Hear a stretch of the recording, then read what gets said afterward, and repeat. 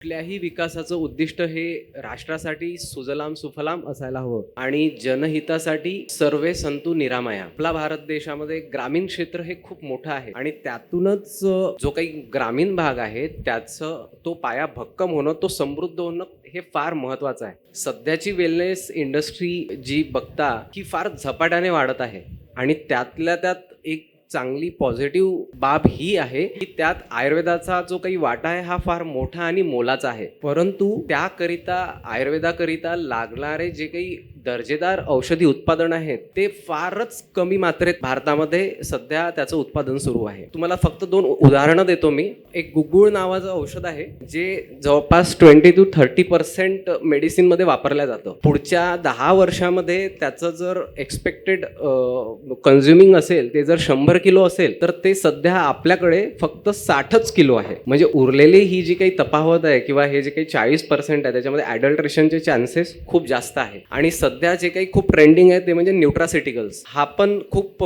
मोठा भाग आहे औषधी उत्पादनाचा. तर नॉर्मल एक टॅबलेट तयार करायला 250 mg ची जर 1 ग्राम औषध लागत असेल औषधी वनस्पती, तर न्यूट्रासिटिकलची एक कॅप्सूल तयार करायला जवळपास 5 ग्राम औषधे लागतात. आणखीन मूळ मुद्दा यामध्ये तोच असतो की जे बेसिक आयुर्वेदीय वनस्पती औषधी आहेत त्याचं उत्पादन हे फार आणि त्याच्यामध्ये लागणारी जी काही डिमांड आहे याच्यामध्ये फार मोठा तफावत आहे. बाकी इथे गव्हर्नमेंट ऑफिसर्स खूप बसलेले आहेत. सगळ्यांना स्किल्स आणि जे काही शासनामध्ये शेतकऱ्यांसाठी जे काही राबवायचं आहे त्या सगळ्याच गोष्टी सगळ्यांना माहिती आहे. परंतु शेतकऱ्यांमध्ये औषधी वनस्पतींची लागवड करून त्यातनं उत्पन्न घेणे ही जी काही बाब आहे ही शासनाकडून होत नाही. तर ती होणं फार गरजेचं आहे. आणि जसं पराशर सर बोललेच की हंगर इज मोर इम्पॉर्टंट, तर विदर्भातल्या शेतकऱ्याची स्थिती काही वेगळी नाही आहे.